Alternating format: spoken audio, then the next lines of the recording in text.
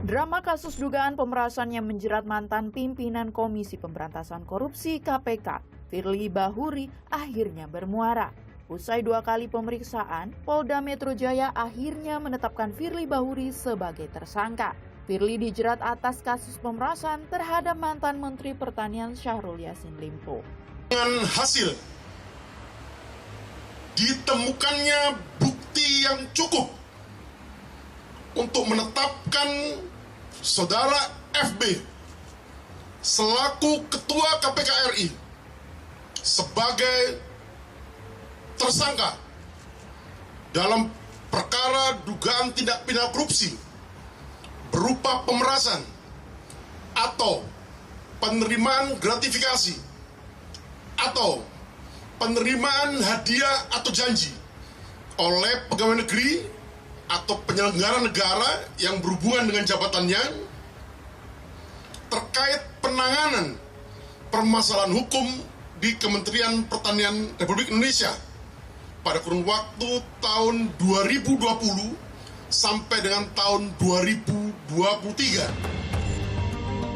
Sejumlah barang bukti juga disita polisi usai menggeledah 2 rumah yang disebut milik Firly, yakni di Kartanegara, Jakarta Selatan dan Gardenia Villa Galaxy di Bekasi, Jawa Barat. Sebelum ditetapkan sebagai tersangka, Firly pernah membantah dan menyebut polisi salah menggeledah rumah. Ia bersikeras tidak melakukan pemerasan seperti yang dituduhkan. Saya menyatakan di setiap kesempatan bahwa saya tidak pernah melakukan pemerasan kepada siapapun. Dan saya juga tidak pernah terlibat terkait dengan suap menyuap dan gratifikasi kepada siapapun. Saya ingin sampaikan kepada rekan-rekan semua dan segenap anak bangsa yang saya hormati. Ini adalah season. Saya menganggap bahwa koruptor melakukan perlawanan dan serangan balik kepada KPK, kepada para pihak yang melakukan pemberantasan korupsi. Sementara pasca Ketua KPK Firly Bahuri ditetapkan sebagai tersangka pemerasan mantan Mentan Syahrul Yassin Limpo, 2 pimpinan KPK menunjukkan sikap yang berbeda. Wakil Ketua KPK Alexander Marwata menyatakan tak malu saat Ketua KPK jadi tersangka. Pegang pada prinsip praduga tidak bersalah. Itu dulu yang kita pegang. Gitu kan. Apakah kami malu? Saya pribadi tidak. Ya, karena apa? Ini belum terbukti. Tetapkan tersangka, oke. Tetapi sekali lagi, ini baru tahap awal. Nanti masih ada tahap penuntutan dan pembuktian di persidangan. Sementara Wakil Ketua KPK yang lain, Nurul Gufron, memilih meminta maaf kepada publik. Dalam keterangan tertulis kepada Kompas TV, Nurul Gufron menyatakan, saya sebagai salah satu dari pimpinan turut bertanggung jawab dan karenanya meminta maaf kepada segenap bangsa Indonesia atas peristiwa tersebut yang telah menimbulkan kegaduhan dan hampir mengikis harapan pada KPK untuk menjadi garda pemberantasan korupsi. Merespon kasus hukum yang menyeret Ketua KPK Firly Bahuri, Presiden Joko Widodo meminta kepada semua pihak untuk menghormati proses hukum yang tengah berjalan. Hormati semua proses hukum. Hormati semua proses hukum. Ya. Koordinator Staf Khusus Presiden Ari Dwipayana menyebut, Presiden segera menerbitkan Kepres terkait pemberhentian sementara Firly Bahuri sebagai Ketua KPK. Istana telah menerima surat pemberitahuan penetapan tersangka Ketua KPK Firly Bahuri. Menyiapkan rancangan Kepres pemberhentian sementara Ketua KPK dan juga penetapan Ketua sementara.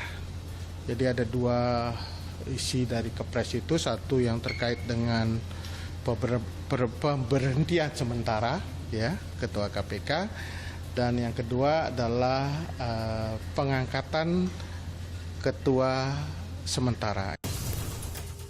Proses selanjutnya, Presiden Joko Widodo resmi melantik Nawawi Pamulango sebagai Ketua Komisi Pemberantasan Korupsi, menggantikan Firly Bahuri yang diberhentikan sementara usai jadi tersangka kasus pemerasan terhadap ex-Menteri Pertanian Syahrul Yassin Limpo. Nawawi resmi dilantik usai membacakan sumpah jabatan pimpinan KPK di hadapan Presiden Jokowi di Istana Negara, Jakarta. dengan sungguh-sungguh bahwa saya untuk melaksanakan tugas ini langsung atau tidak langsung dengan menggunakan nama atau cara apapun juga tidak memberikan atau menjanjikan sesuatu apapun kepada siapapun juga.